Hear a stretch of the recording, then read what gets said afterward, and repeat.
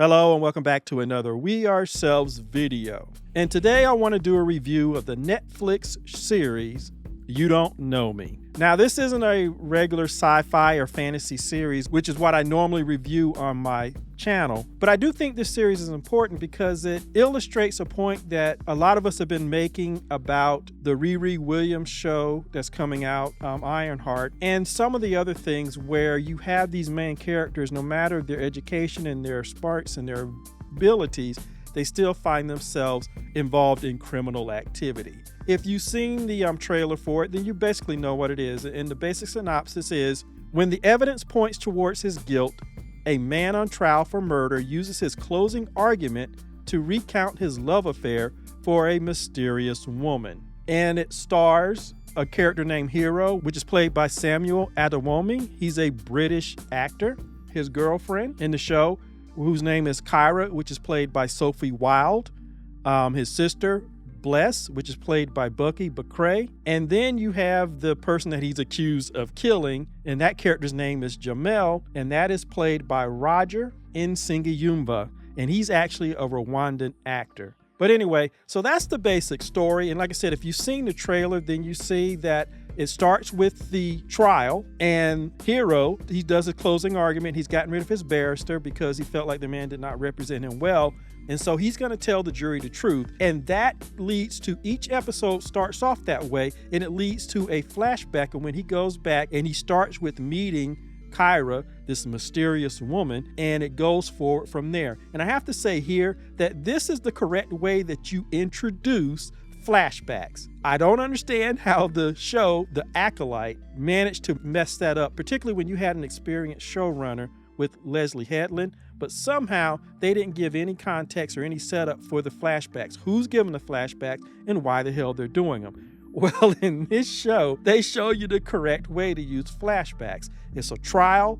Hero is about to be sentenced. It's already gone through the trial. And so this is his closing arguments that he's doing for himself because he's fired his barrister. And so at the beginning of each episode, he starts that section of the flashback. And of course, you come back to the courtroom because the prosecutor, they are objecting to him trying to introduce new evidence and stuff like that. And so it's done very well. And as it says, the story is about this guy, Hero, who has a nice job. He's educated. He's a luxury car salesman. You see his relationship with his mom, his sister, his boss, who's almost like a mentor to him. He does all this stuff. And so you see him, you see his interaction with Jamel, the guy he's going to be accused of killing. You see he's kind of dismissive of him because of the way Hero was brought up. He did not get involved in drugs and stuff like that. And he sees Jamel as this know-nothing guy who's just there, even though Jamel is trying to have some kind of friendly relationship with him. They have an odd relationship. But anyway, you see all that and they establish his life. And then he meets Kyra, this girl who literally has her face in a book on the bus ride home. He starts to try to talk to her. You see her finally come around. They date, they get into a relationship, and they actually get to the point where she's going to move in and she's going to box up all of her books, because when he finally goes over to her house, he sees that she has books all over the place. And it's really interesting because he could pick up any book and she can tell him exactly where she got the book, when she got the book, when she read it, and even if that's the original version of the book that she read. And so you see them grow together, they start dating, and it comes to a point where they're going to move in together. And while they're boxing up her apartment and her books, she gets a visitor. He thinks it might be a former boyfriend because he really doesn't know much about her. And the movie does not give you a lot about her. But anyway, she disappears. He goes to investigate. And what he finds out and the decision he makes leads to the entire thing, which ends with him being accused of killing Jamel, the local drug dealer.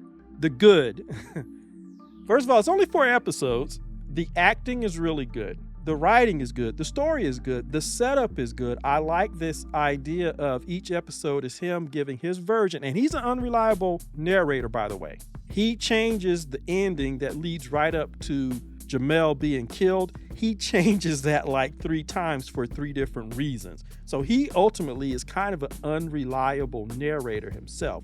But the setup, the way they get back into the flashback, all of that's done really well. I like the chemistry between the character of Hero and Kyra. I like the way that they started talking to each other, the nonverbal cues, the looks that they gave each other.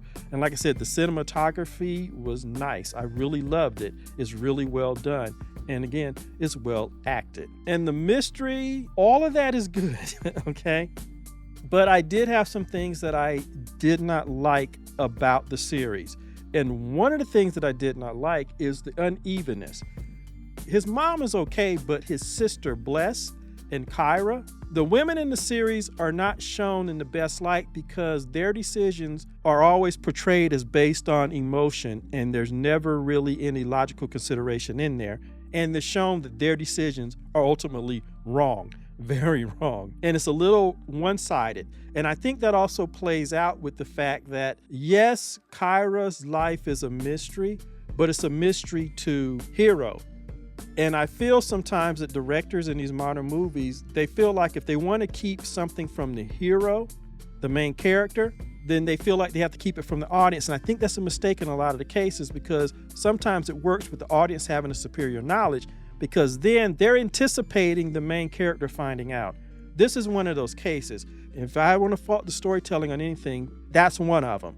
We don't get to know her life because the decision that she makes, the reason why she disappears and doesn't say anything to Hero and he goes crazy trying to find her and things like that, is because she does something to help out a family member who's in trouble. My problem is they didn't establish her life. They spent all of their time establishing Hero's life, every aspect of his life.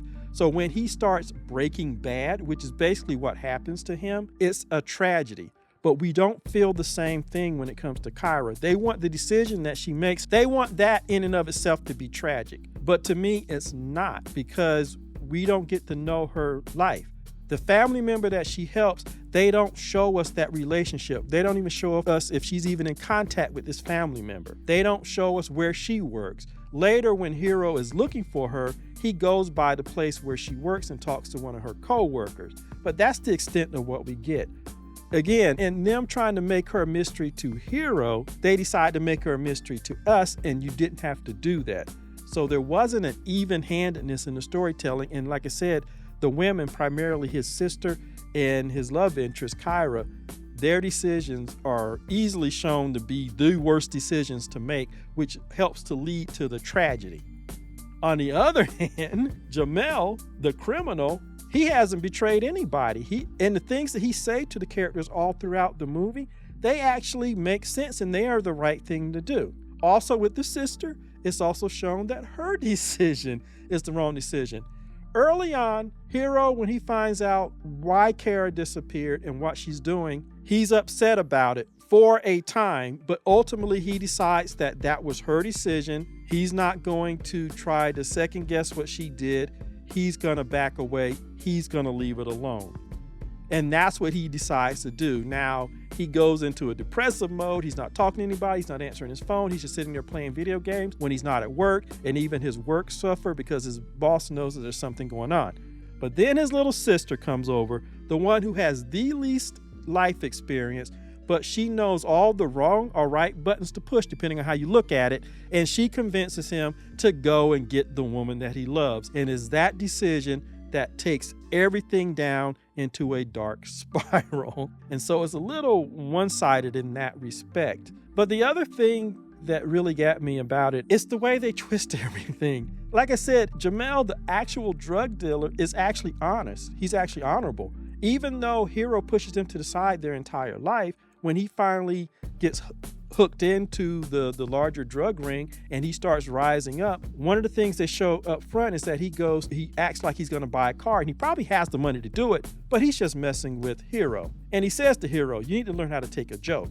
And they walk out. But when things are turned on his head and Hero needs a favor of Jamel, you would expect Jamel to make Hero beg for it. You would expect him to make Hero do something illegal, but he doesn't. He just says, Hero, he said, look, I'm taking classes. I got essays I've been putting off because, I got work to do, quote unquote. And he just wants Hero to write the essays for him, the basic part of the essay, and he'll come in and put his own words on it. That's all he asks him to do. And when Hero does it, Jamel honors what Hero wants, and he never crosses Hero. He never does anything. He never tells anybody about what Hero's done. But what this series does, and what really gets me, and why at the end it was really a depressive ending, is it takes the law-abiding citizens and it turns them into not even criminals. They turn into scammers, liars, backstabbers. They are the ones that make cold-blooded decisions that they know are going to get somebody else killed. And yes, they show them, shaking. They hate that they did it, but they did it. Whereas the villains are actually the upstanding ones. Jamel hasn't crossed anybody. He's in the jam because of Hero, And so twisting this relationship upside down,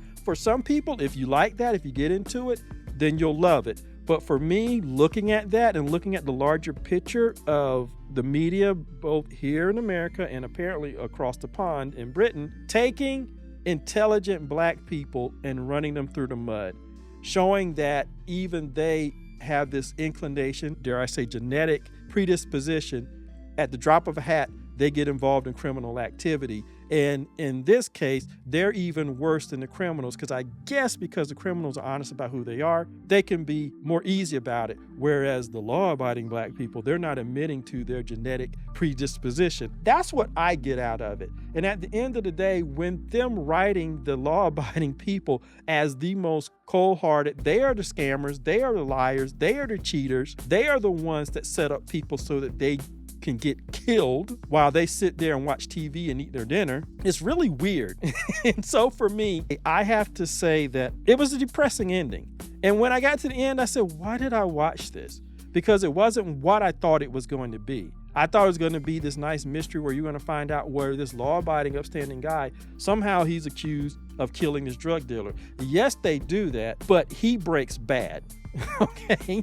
And in some cases, I question what he did, because would his character really do that? But it's that turning of the tables where the villains are, the criminals are actually the decent people, and the decent people are the ones that are the monsters. And again, if that sort of thing appeals to you, then you'll like it. But for me, I wouldn't recommend it to anybody who's concerned about that narrative being pushed forward. And that brings me to why I really wanted to cover this, even though it's not sci-fi or fantasy like Supercell was. But it's the same problem that I had with Supercell. Even though these characters in their lives, they might have had a brush with the law in their early life, none of them were serious criminals, even the one that was actually in a gang. But yet by the end of it, all of them end up wrapped up with the gang. And when the Riri Williams thing came out and people started complaining, why does she have to engage in criminal activity? I feel like this show and other shows, it's a deliberate attempt to do that. I came across one called Rob Peace. Chiwetel Ejiofor is in it. He's the writer and he's the director. I wouldn't be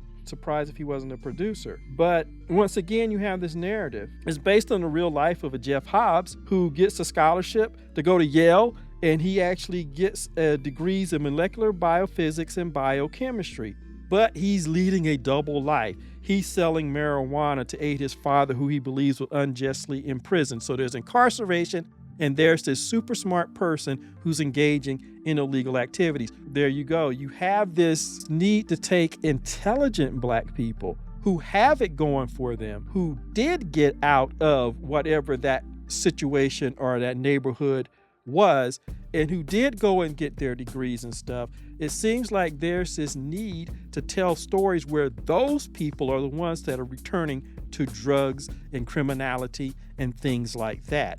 And that's what people were complaining about with the Riri Williams show coming out. And lo and behold, you have this film that's coming out. And you have to ask the question, why was that book greenlit? Which was probably greenlit by people who did not look like us. And the publisher made sure it got all these awards. This is the story that they're burning to tell, where even though this person gets the scholarship, they get the advanced degrees, they should have everything in their life to go forward, they turn to criminality and they have a double life, because the narrative that they are pushing is that this is almost a genetic predisposition, even for educated, highly intelligent black people. And that's why I wanted to mention the show, because that is what they literally do. But they go a step further. The intelligent, educated black people, they are the ones that are scummy, when the actual criminal didn't do anything like that. They were above board and true, and they came through on their word, and they never sold anybody out. That twisting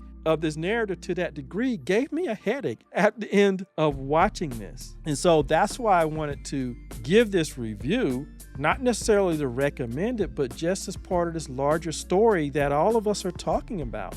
So anyway, that's my comments. That's my review. As always, you can let me know what you think in the comments, and like, subscribe, and share, and I will see you in the next video.